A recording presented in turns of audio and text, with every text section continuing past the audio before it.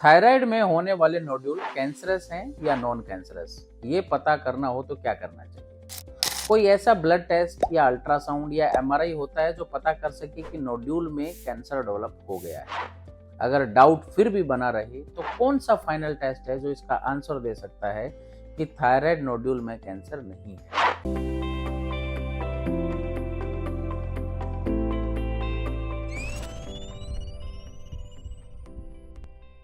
नमस्कार दोस्तों, मेरा नाम डॉक्टर अजीत यादव है और मैं एक इंटरवेंशनल रेडियोलॉजिस्ट हूँ। और आज मैं आपसे बात करने वाला हूँ थायराइड नोड्यूल में कैंसर है या नहीं, उसका पता करने के तरीके और उसके लिए होने वाली जांचें। आपने मेरे पहले के वीडियो देख लिए होंगे जिसमें मैंने बताया था कि थायराइड ग्लैंड क्या होती है और उसका फंक्शन क्या होता है।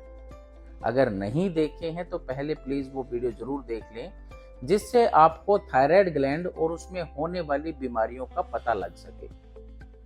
आइए अब मैं आपको डायरेक्टली लिए चलता हूं आज के टॉपिक पे, जो है कि थायराइड नोड्यूल में कैंसर डेवलप हुआ है या नहीं। थायराइड नोड्यूल स्वेलिंग के रूप में नेक में दिखाई देना स्टार्ट होता है, जिसके लिए पेशेंट अपने डॉक्टर से संपर्क करता है।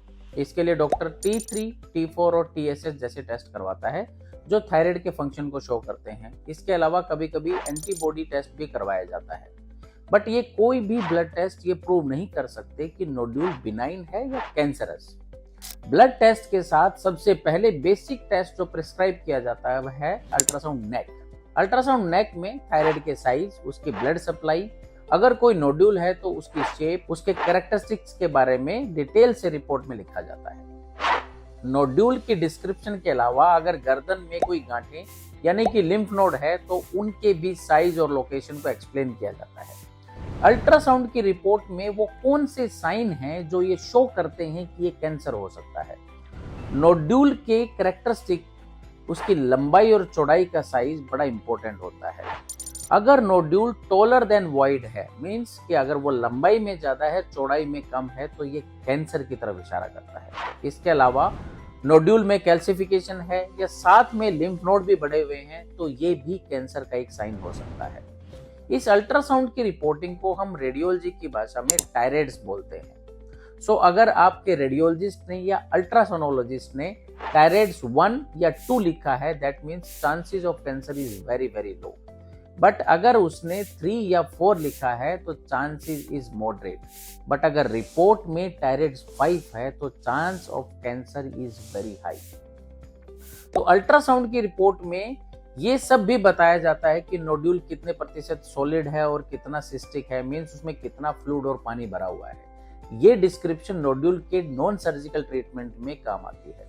अगर अल्ट्रासाउंड में एक से ज्यादा नोड्यूल है तो हर एक नोड्यूल की डिस्क्रिप्शन जरूरी है, और अगर नहीं दी गई है तो आप अपने रेडियोलॉजिस्ट से इसकी जानकारी लें। तो ये तो हुई अल्ट्रासाउंड के बारे में बात। अगर ये कंफर्म करना पड़े कि कैंसर है या नहीं तो CT या MRI का स्कैन जरूरी है, तो इसका जवाब है नहीं।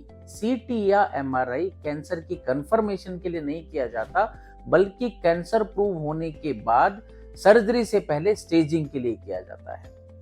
कैंसर है या नहीं ये प्रूव करने के लिए अल्ट्रासाउंड की सहायता से एक निडल टेस्ट किया जाता है। उसकी स्लाइडें बनाकर हम उसको पैथोलॉजिस्ट के पास भेजते हैं, जो ये कंफर्म करता है कि नोड्यूल में कैंसर है या नहीं। नेक्स्ट क्वेश्चन जो पेशेंट के दिमाग में आता है कि नोड्यूल अगर अल्ट्रासाउंड पे दिख रहा है तो क्या उसका निडल टेस्ट करवाना जरूरी है? तो मैं आपको बता दूं, ऐसा बिल्कुल नहीं है। टायराइड्स 1 या 2 में FNAC की जरूरत नहीं होती है। टायराइड्स 3 में अगर नोड्यूल 2.5 सेंटीमीटर से बड़ा है और टायराइड्स 4 में अगर ये साइज 1.5 सेंटीमीटर है तो निडल टेस्ट की जरूरत है। अगर ये साइज छोटे हैं तो केवल ईयरली फॉलोअप ही जरूरी है। टायराइड्स 5 के मोस्टली लीजन्स की FNAC जरूरी है। कुछ पेशेंट में अल्ट्रासाउंड के फॉलोअप में भी अगर साइज बढ़ा हुआ मिला है तो उसका क्या करना चाहिए? अगर नोड्यूल की ग्रोथ 20% से ज्यादा है या ईयरली 2 mm से ज्यादा नोड्यूल बढ़ रहा है तो उसकी निडल जांच जरूरी है। अगर मैं कैंसर के रिस्क की बात करूं तो डिफरेंट टायराइड्स में ये डिफरेंट परसेंटेज में होता है। जैसे कि टायराइड्स 1 या 2 में कैंसर के रिस्क 2% से भी कम है, जबकि टायराइड्स 3 या 4 में ये लेस देन 10% है। बट अगर टायराइड्स 5 रिपोर्ट में लिखा गया है तो 35% चांस है कि थायराइड के नोड्यूल में कैंसर डेवलप हो चुका है। फाइनली अब बात करते हैं नीडल टेस्ट की या बायोप्सी की। अगर अल्ट्रासाउंड की रिपोर्ट पे डॉक्टर ने नीडल टेस्ट बोला है तो उसकी रिपोर्टिंग बेथेस्डा के सिस्टम से की जाती है। मींस एफएनएसी की रिपोर्ट में अगर आपकी रिपोर्ट में बेथेस्डा 1 लिखा है, दैट मींस कि ये नॉन डायग्नोस्टिक टेस्ट है, इसके लिए रिपीट अल्ट्रासाउंड गाइडेड एफएनएसी या बायोप्सी करनी पड़ेगी। अगर ये बेथेस्डा 2 है तो ये कंप्लीटली नॉन कैंसरस है, बट अगर आपकी रिपोर्ट में बेथेस्डा 3, 4 या 5 लिखा है तो कैंसर का सस्पिशन हाई है और इसके लिए मॉलिक्यूलर टेस्ट करवाए जाएंगे या फिर डायरेक्टली सर्जरी करके हम उस सैंपल को टेस्ट के लिए भेज सकते हैं।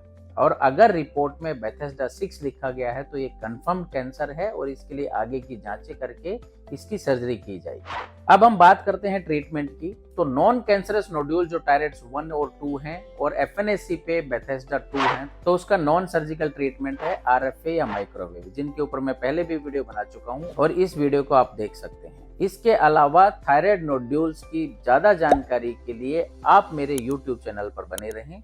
स्वस्थ रहें, सुखी रहें। धन्यवाद।